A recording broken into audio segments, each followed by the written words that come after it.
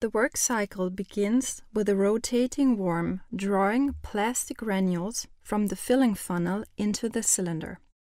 These granules are melted by the heat fed by the heating bands surrounding the cylinder and the mechanical friction that arises when the material is conveyed through the work and the molten mass is compressed.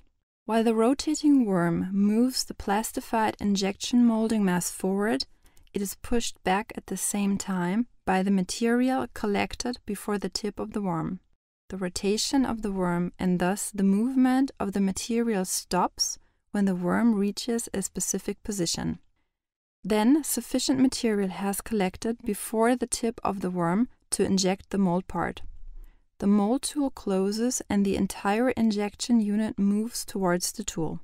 Now the worm moves forward without rotating, driven by a hydraulic cylinder, and pushes the dosed molten material through the nozzle of the injection unit and the sprue slot of the tool into the mold.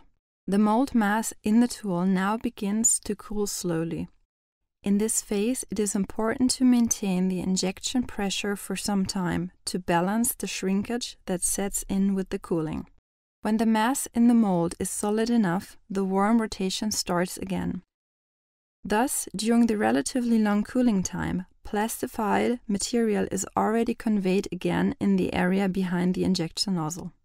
When sufficient material has collected again before the worm tip to inject a new mold part, the rotation of the worm stops.